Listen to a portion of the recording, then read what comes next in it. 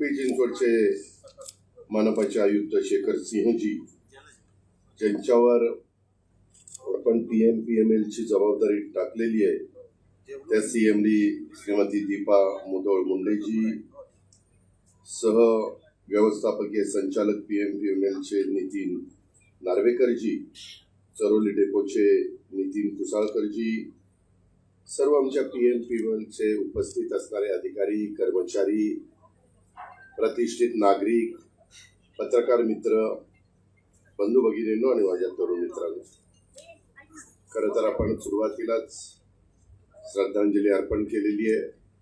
सगळा देश शोकाकुल झालेला आहे. मध्ये जे जम्मू काश्मीरला घडलं, 2-3 दिवसापूर्वी पहलगामला दहशतवादी हल्ल्यामध्ये काही निष्पाप भारतीयांचं आपले प्राण गमवावे लागले आणि त्यात आपल्या पुण्याचे पण संतोष जगदाळे असतील, कौस्तुभ गणवटे असतील यांचा समावेश होता.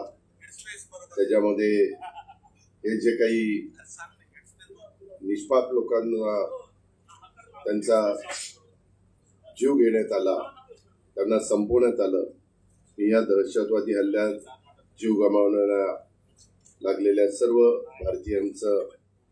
भारतीयांना भावपूर्ण श्रद्धांजली अर्पण करतो. त्यांच्या कुटुंबाच्या प्रति सहसंवेदना देखील व्यक्त करतो आणि प्रत्येक भारतीयाच्या मनामध्ये हे जे काही घडलेलं आहे हे ज्या अतिरेक्यांनी घडवलंय, ज्या पाकिस्ताननी घडवलंय, त्यांना या सगळ्या गोष्टीचा बदला आपल्या भारतीय सेना घेतल्याशिवाय आपण गप्प बसायचं नाही, अशा प्रकारचा निर्धार हा सगळ्यांनी केलाय.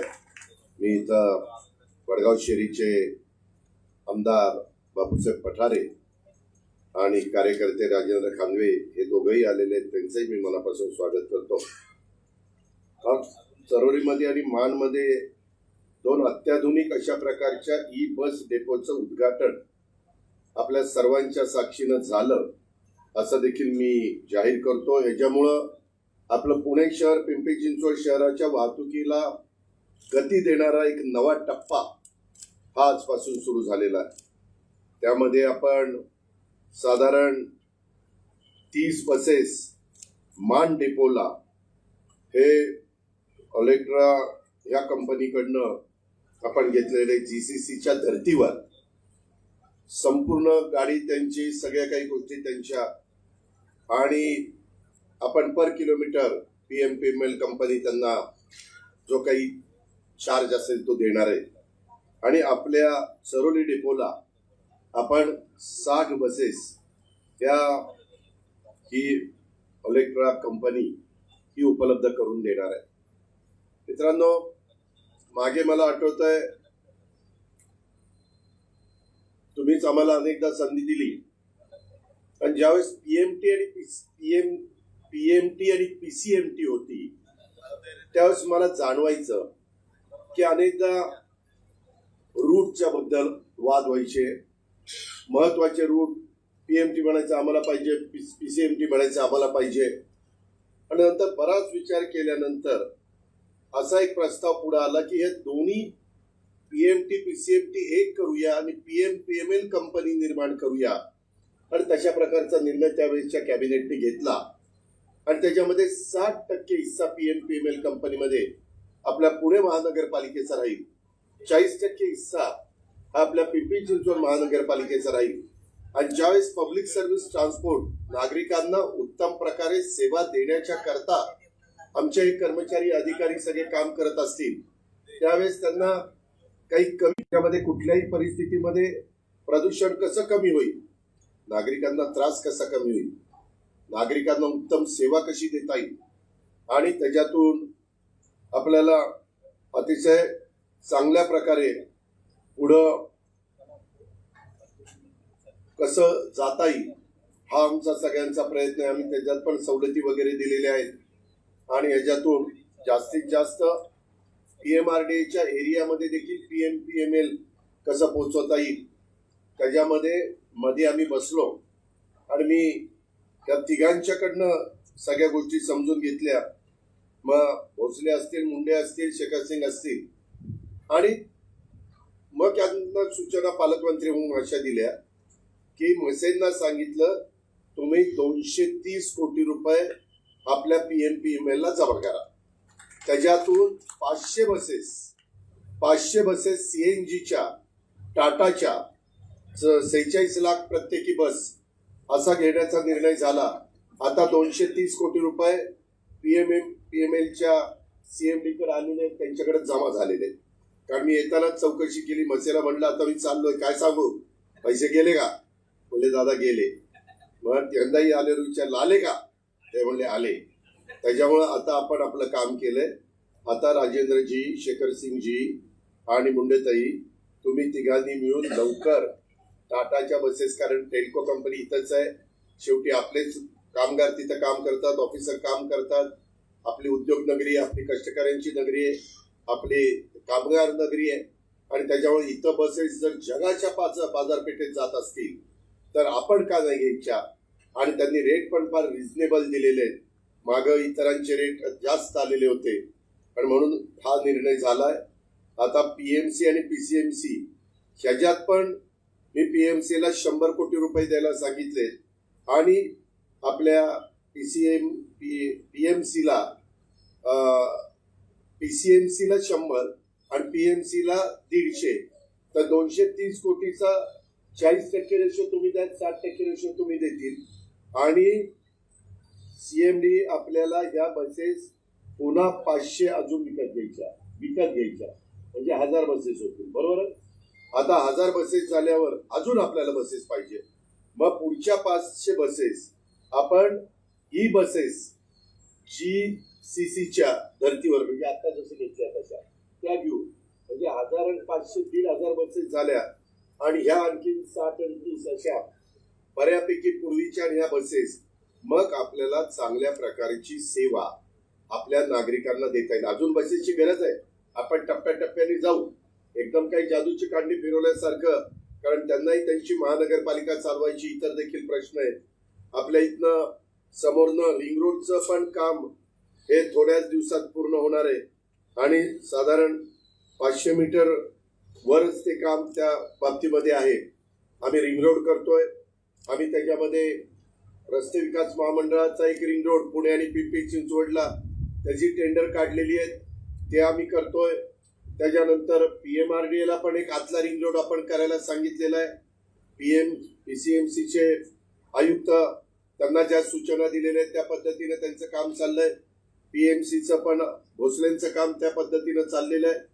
आणि या प्रकारे वाहतुकीची जी काही आपली कोंडी होती ती दूर करण्याच्या करता मेट्रोची व्यवस्था, मेट्रोचा अजून वेगवेगळ्या भागामध्ये कसा आपल्याला व्यापक पद्धतीनं ती मेट्रो नेता येईल याही प्रकारे आम्ही नियोजन केलेलं आहे. केंद्र सरकारमध्ये मोदी साहेब आहेत, अमित शहा साहेब आहेत. त्यांनी सांगितलं की आम्ही 20% रक्कम तुम्हाला देऊ. राज्य सरकारने एकनाथराव शिंदे, देवेंद्रजी फडणवीस साहेब आणि आम्ही ठरवलेलं की आपण 20% रक्कम द्यायची आणि 10% रक्कम जी रेल्वे आमच्या पिंपरी चिंचवडच्या परिसरात जाणार आहे, आम्ही चाकणपर्यंत जाणार आहे, त्याचे पैसे 10% प्रमाणे आमचे PCMC देईल. आणि जी पुण्यामध्ये इकडं वाघोली असेल, तिकडं पार सोलापूर रोड असेल, इकडं चांदणी चौकाच्या पलीकडे जायचं आहे, कात्रज पर्यंत जायचा निर्णय झालेला आहे, त्याचा टेंडर काढलेला आहे. इथं त्या हिशोबाप्रमाणे PMC पैसे देणार आहे म्हणजे 10%चे. अशा पद्धतीनं 50% रक्कम केंद्र, राज्य सरकार आणि आपल्या दोन्ही महानगरपालिका देतील आणि 50% वित्तीय संस्थांकडनं घेतले जातील. आणि ही पण एक अधिकची सेवा ही आपल्याला आपल्या नागरिकांच्या करता करायची. तुमच्या कदाचित असं डोक्यात आलं असेल बाबा ही एवढं कशाला करतोय, त्याचं कारण देखील सांगतो. बाबांनो, मधल्या काळामध्ये मी शेखरसिंगांना सांगितलं, त्यांनी साधारण 2041 पर्यंत आपल्या पिंपरी चिंचवड महानगरपालिकेची लोकसंख्या किती होईल, अजून किती लोक कामाधंद्याच्या, नोकरीच्या, व्यवसायाच्या निमित्तानं आपल्या नगरीमध्ये येतील, मूळ आपले असणारे लोक त्यांना गावामध्ये गर्दी व्हायला लागली तर ते बाहेर येऊन फ्लॅट घेतील, डुडुळगावला घेतील, चरोलीला घेतील, ज्या भागामध्ये त्यांना परवडेल तिथं त्या ठिकाणी घेतील. पाणी आणण्याच्या करता आम्ही मामास्केड आणि त्या ठिकाणी वेगवेगळी जी काही धरणं आहेत, पावना, अजून आपल्या इथं आंध्र प्रकल्प MIDCचा आहे, पण हे काम चाललेलं आहे. उद्याच्याला ठोकरवाडीचं पण आमच्या टाटाचं पाणी आणण्याचं काम त्याच्यामध्ये आम्ही लक्ष घातलेलं आहे. मुळशीचं पाणी आमच्या पुण्याला न्यायचं, कारण माझ्या शेतकऱ्याचं पाणी कमी व्हायला नको, तोही नाराज होता कामा नये, पण नागरिकांना पाणी मिळालं पाहिजे. या सगळ्या गोष्टी करताना मी ज्यावेळेस तुमचा खासदार झालो 91ला, त्यावेळेस वडगाव शेरी जिल्हा परिषद गट होता, विचारा बापूला, आणि वडगाव शेरी होता, चंदननगर कराडी होता, नंतर ते आता महानगरपालिकेत आलं. पण त्या काळामध्ये आपली लोकसंख्या होती ही साधारण पिंपरी चिंचवडची, मी हवेलीचा बाजूचा भाग काढतो, ती फक्त 6 लाखाच्या दरम्यान होती. आता आम्ही जो अंदाज केलेला आहे, आज सरोलीची लोकसंख्या 1.5 लाख आहे 2025ची.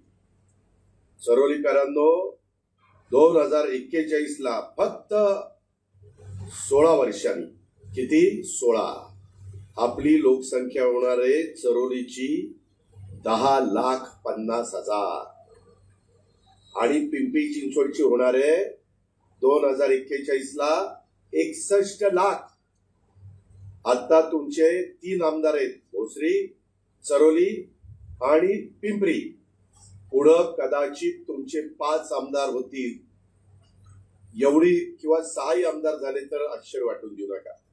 म्हणजे या पिंपरी चिंचवडचा 2001 साली एकच लोकसभा मतदारसंघ होईल, आणि 91ला मी उभा होतो त्यावेळेस बारामती, इंदापूर, दौंड, पुरंदर, शिरूर आणि पिंपरी चिंचवड हवेली हा एक मतदारसंघ होता. या पद्धतीनं एकंदरीत आपल्यावरची जबाबदारी वाढतीये. जबाबदारीचं भान ठेवून आम्ही पाण्याचे पण पुढचे प्रश्न, रोडच्या पण समस्या, वाहतुकीच्या समस्या, मेट्रोच्या समस्या आणि रेल्वे लाईन, या सगळ्याचा विचार करून आम्ही पावलं उचललेली आहेत. तशा प्रकारचा प्रस्ताव आपण तयार केलेला आहे. आणि त्याचबरोबर माझ्या माहितीप्रमाणे आपण ह्या सगळ्या गोष्टी करत असताना PMRDA पण आत्ताचा DP आपण रद्द केलेला आहे. PMRDA मध्ये बऱ्याच तक्रारी देवेंद्रजींच्या कानावर गेल्या. तिथं मोठे मोठे बिल्डरांनी प्लॉट घेतले, त्यांच्यावर रिझर्वेशन काही नाही, पण जे गोरगरीब आहेत त्यांच्यावर मात्र रिझर्वेशन टाकली. म्हणजे अन्यायकारकच झालं. त्याच्यामुळं आता पुन्हा त्याला वेळ लागेल, परंतु आमचा कटाक्षाने प्रयत्न आहे की आता पुढं आपल्याला हा सगळा PMRDAचा पण DP तयार करताना स्मशानभूमी, दफनभूमी, उद्यानं, क्रीडांगणं, भाजी मंडई, शाळा, कॉलेजेस, त्याच्यामध्ये अनेक प्रकारच्या सुविधा, नागरीकरण होताना जे लागतं, ट्रक टर्मिनल. परवाच आम्ही बसलो होतो, मी, शेखर सिंग, आम्ही सगळेजण आपल्या पिंपरी चिंचवडमध्ये पण आपण 3-4 ठिकाणी मोठे मोठे ट्रक टर्मिनल घेतोय. बसेस अलीकडे तुम्ही लांब लांब कुठं जाता, STच्या ऐवजी तुम्ही खाजगी बसेस मधनं जाता, त्यावेळेस सगळ्या बसेस रस्त्यावर लागतात, त्याच्याकरता वेगळी टर्मिनल. या सगळ्याच्या संदर्भात आपल्याकडे स्लम आहे, त्या स्लमच्या करता MIDC आणि या सगळ्या त्यांना एकत्र करून SRAची योजना, इकॉनॉमी विकर सेक्शन, EWS, त्यांच्याकरता घरं ती त्यांना परवडतील अशी, त्याच्याकरता आरक्षण. कारण आता मोठी मोठी लोक, मध्यमवर्गीय ज्यांची ऐपत आहे ते फ्लॅट घेतात, परंतु त्याच वेळेस ड्रायव्हर लोकांचा, त्यांच्याकडे काम करणारे ड्रायव्हर, त्यांच्याकडे काम करणारे झाडू पोछावाले, हाऊसकीपिंगची लोक, कुक म्हणजे स्वयंपाक करणारी, धुणं भांडी करणारी, यांचा कधीच विचार केला जात नाही. ते जातात आणि ते पुन्हा झोपडपट्टीत राहतात. त्याच्यामुळे शहरात बकालपणा वाढतो. म्हणून आम्ही पुणे आणि पिंपरी चिंचवडमध्ये जी वाढ होतीये त्याच्यामध्ये EWSच्या करता वेगवेगळी आरक्षण, म्हणजे तिथं इमारती झाल्या तर साधारण त्या इमारतीला लागणारा हा जो वर्ग आहे त्याला क्लास 4 म्हणतो आपण, त्यांच्याही करता जे घराचा कार्यक्रम पंतप्रधान आवास योजनेत आमचा चाललेला आहे, तोही कार्यक्रम आपण राबवतोय. सध्याच्या टप्प्यामध्ये मला माझ्या माहितीप्रमाणे पुणे आणि पिंपरी चिंचवडमध्ये मी आणि कलेक्टर त्या दिवशी बसलो होतो, 30,000 घरांचा कार्यक्रम घेतला ना, हे चौबे 30,000 घराचा कुणाची गप्पा मारतो? 30,000 ना, 30,000 आणि ग्रामीणचे 5,000 असे आरक्षण आम्ही आरक्षण नाही अशा गव्हर्नमेंटच्या जागा निवडलेल्या आहेत आणि त्या आपण त्या गरिबाच्या करता तिथं करतोय. त्याच्याकरता त्यांना काही प्रमाणात बँक ऑफ महाराष्ट्राचं लोन पण उपलब्ध करून देतोय आणि जर तो बांधकाम कामगार असेल तर त्या मंडळात आम्ही त्याला 2 लाख रुपये देतो. मला वाटतं पंतप्रधान आवास योजनेत 2,50,000 2.5 लाख ते 2 लाख 4.5 लाख असं. नंतर आम्ही त्यांना सोलर पॅनल बसून देणार आहे ते मला वाटतं 30,000 का काहीतरी आहे. तर ते त्यांनी त्याच्या घरामध्ये लागणारी वीज ही सोलर पॅनल मधनं त्याला मिळाली पाहिजे असं खूप गोष्टी करण्याचा निर्णय देवेंद्रजी मी आणि एकनाथरावांनी केलेला आहे आणि त्या पद्धतीनं बाबांनो आमचं सगळ्यांचं काम चाललेलं आहे. आपलं पुणे शहर किंवा पिंपरी चिंचवड शहर हे शिक्षण ITI औद्योगिक आणि सांस्कृतिक वारसा लाभलेलं शहर आहे. दररोज लाखो नागरिक कामाधंद्याच्या शिक्षणाच्या नोकरीच्या निमित्तानं इथे येत असतात, बस सेवा वापरत असतात. त्यांच्या सोयीसाठी आणि वेळ वाचवण्यासाठी कार्यक्षम पर्यावरणपूरक आणि विश्वासार्ह वाहतूक सेवा देणं ही शासनाची जबाबदारी आहे, ही आम्हा लोकांची जबाबदारी, आमच्या लोकप्रतिनिधींची जबाबदारी आहे आणि याची जाणीव आमच्या PMLने ठेवली आणि त्याच्यात सातत्याने सेवा सुधारण्याचा प्रयत्न आम्ही त्या बाबतीमध्ये करतोय. आज उद्घाटन झालेल्या दोन्ही डेपो म्हणजे सार्वजनिक वाहतूक व्यवस्थेत बळकटी देण्याचा आमचा प्रयत्न आहे. सरोली आणि माण ही दोन्ही ठिकाणं वाढत्या उपनगरामध्ये मोडतात. या ठिकाणी लोकसंख्या मी मगाशी सांगितलं तसं झपाट्याने वाढणार आहे. IT कंपन्या, शैक्षणिक कंपन्या, औद्योगिक संस्था त्या विकसित होणार आहे. ऑटो क्लस्टर आहे, मोठ्या प्रमाणावर कंपन्या तुमच्या माझ्या तळेगाव, चाकण, तुमच्या रांजणगाव या सगळ्या परिसरामध्ये येत आहेत. त्याच्यावर त्याही गोष्टीचा विचार की लोक राहायला शेवटी या शहरात येणार आहेत. या ठिकाणी उभारण्यात आलेल्या ही बस डेपोमुळं बसच्या फेरीची वेळ अधिक नियमित आणि अचूक राहील असा आमचा प्रयत्न आहे. स्थानिक प्रवाशांना थेट बस सेवा उपलब्ध होणार आहे. बसच्या इंधन आणि वेळ आणि देखभाल खर्चात बचत होणार आहे. प्रवाशांच्या दैनंदिन प्रवासात सुसूत्रता आणि सुटसुटीतपणा हा आणण्याचा आमचा प्रयत्न आहे. या डेपोमध्ये आधुनिक कार्यशाळा, इलेक्ट्रिक बस चार्जिंग स्टेशन, पर्यावरणपूरक ड्रेनेज आणि ऊर्जा वापर व्यवस्थापन याचाही समावेश आम्ही त्या ठिकाणी केलेला आहे. आजच्या काळात वाहतुकीचे नियोजन करताना केवळ वेगवान सेवा देणं उपयोगाचं नाही तर पर्यावरणाचं भान ठेवून हे फार अत्यावश्यक आहे. आपल्या सरकारचा ग्रीन महाराष्ट्र हा दृष्टिकोन या बस डेपोच्या माध्यमातून पुढे येतोय. आपल्या दृष्टीने सार्वजनिक वाहतूक ही केवळ सेवा नाही तर ती सामाजिक समता आणि संधीचं साधन आहे. गरीबातल्या गरीब प्रवाशाला सुद्धा दर्जेदार प्रवास सुविधा मिळाल्या पाहिजेत. आमच्या सगळ्या बसेस ह्या एअर कंडिशन आहे. CNG बसेस आपण ज्या घेतो त्या पण सगळ्या त्या जरा AC नाही आहेत, त्या हळूहळू करू. पण बसेस मात्र सगळ्या ACच्या आहेत आणि पुढं पण आपण ज्या घेणार आहेत त्या पण बसेस ACच्या घेऊ. त्याच्यामध्ये थोडं राजेंद्र तुम्ही त्या कमिटीवर आहात, शेखर सिंग तुम्ही आहात, मुंडेताई तुम्ही स्वतः आहात तिथं. जरा या CNGच्या पण बसेस AC करायला कितपत खर्च येतो ते जर मिळत असेल तर आपण तोही विचार करू. कारण 43 टेम्परेचर लोक उष्माघाताने आजारी पडायला लागली. तर चांगल्या पद्धतीनं श्रीमंत एअर कंडिशन गाडीतनं जाऊ शकतो पण आमचा कॉमन मॅन देखील AC गाडीतनं गेला पाहिजे. त्या पद्धतीनं आपण जरा पावलं उचलण्याचा प्रयत्न त्या ठिकाणी करूया. मध्ये मला सांगितल्यानंतर आम्ही PMPML मध्ये कायम ताकद देण्याचं काम करतोय. त्याचाच एक भाग 10 वर्षापूर्वी 2015ला वार्षिक 240 दिवस नियमित कामावर असणाऱ्या 1467 बदली कामगारांना कायम करण्याचा ऐतिहासिक निर्णय आपण घेतला. ही गोष्टही लक्षात ठेवा. परिवहन महामंडळाच्या कामगारांना 7व्या वेतन आयोगाचा थकीत 68 महिन्याचा फरक 4 टप्प्यात देण्यास मंजुरी देऊन त्यासाठी लागणारा निधी आपण उपलब्ध करून दिला.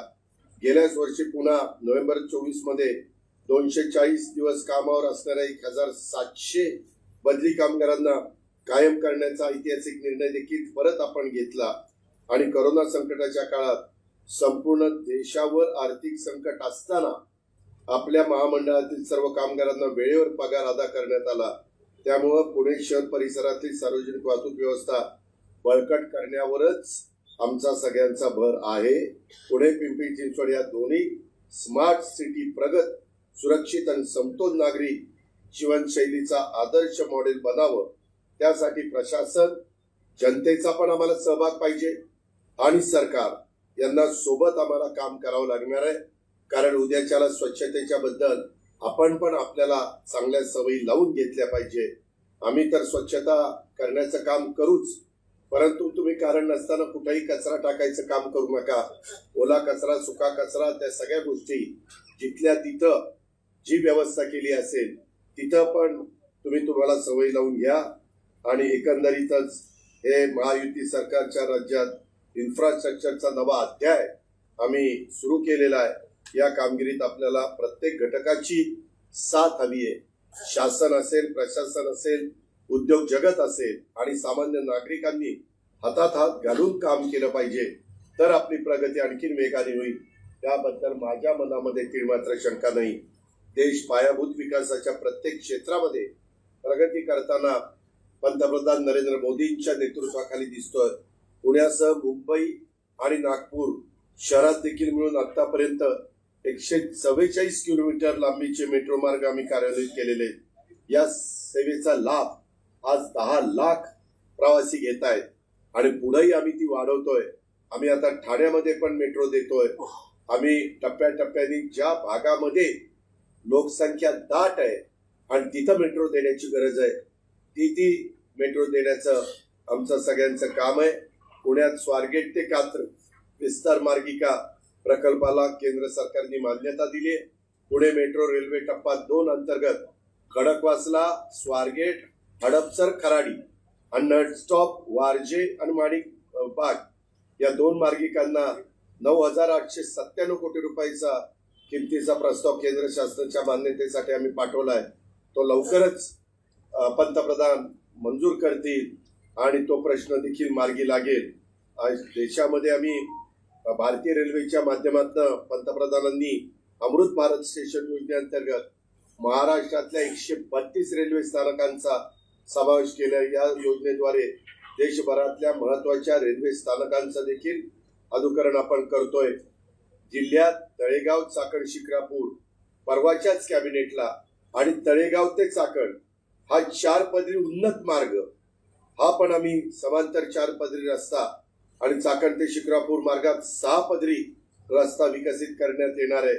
त्याकरता परवाच्या कॅबिनेटने 4,206 कोटीला मान्यता दिलेली आहे. 22 एप्रिलला हा निर्णय आम्ही त्या ठिकाणी घेतलेला आहे. मी वरचेवर तुम्हाला भेटत नसेल किंवा माझे लोकप्रतिनिधी भेटत नसतील, पण मुंबईमध्ये बसून, पुण्यामध्ये बसून जिथं निर्णय घ्यायचे तिथं माझ्या पिंपरी चिंचवडकरांची सोय व्हावी, माझ्या पुणे जिल्ह्यातल्या जनतेची सोय व्हावी, माझ्या पुणे शहरातल्या नागरिकांची सोय व्हावी. त्याकरता तुमचा पालकमंत्री या नात्याने माझा सतत प्रयत्न चालू आहे. आणि बाह्य वळण असेल, इतर सगळ्या वाहतुकीची कोंडी सोडवण्याचा प्रश्न असेल, या सगळ्या गोष्टी आम्ही करतोय. अजून काही तुमच्या उपयुक्त सूचना असतील तर सगळं आम्हालाच कळतं असा माझा दावा नाही. जरूर तुम्ही त्याबद्दल सांगा. आज उद्घाटन झालेल्या चरोली आणि ई बस डेपोच्या माध्यमातून आपण केवळ एक पायाभूत कामामुळे प्रकल्प सुरू करत नाही, तर एका नव्या वाटचालीची सुरुवात चरोलीकरांनो आपण करतोय. यापुढेही अशाच सकारात्मक कामामुळे पिंपरी चिंचवड आणि पुणे या शहरामध्ये राहत असणाऱ्या माझ्या नागरिकांच्या जीवनामध्ये अधिक गुणवत्तापूर्ण सुधारणा घडवण्याचा आमचा प्रयत्न राहील. याची देखील मी ग्वाही या निमित्तानं आपल्या सगळ्यांना देतो. आणि बरेच दिवस आमच्या सगळ्यांचा एक विचार होता की हे काम लवकर मार्गी लावायचं. काही जण आज कार्यक्रमाला मुरली मोहोळ वगैरे येऊ शकले नाही, कारण तुम्हाला माहिती आहे की अजून बरेच नागरिक आपले जम्मू काश्मीरमध्ये अडकलेले आहेत. त्यांना आपण रेल्वेने पण आणतोय, काहींना विमानांनी पण आणतोय. त्यांची सोय आपण राज्य सरकारच्या तर्फे त्या ठिकाणी केलेली आहे.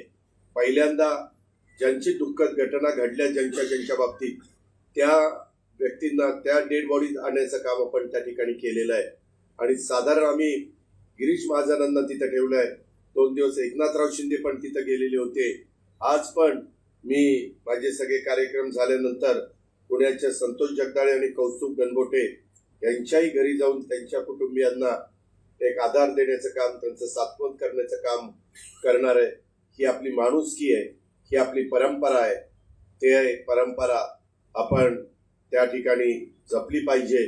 आणि अशा प्रकारचा कुणाच्या घरामध्ये जर दुःखाचा डोंगर कोसळतो त्यावेळेस त्या पुन्हा कुटुंबाला आधार देण्याचं काम, त्यांना पुन्हा उभं करण्याचं काम, हे देखील आपली मराठी संस्कृती आहे, ही पण आपली परंपरा आहे. त्या पद्धतीनं आपण सगळेजण एकमेकाला आधार देण्याचं काम करूया, अशा प्रकारची विनंती करतो.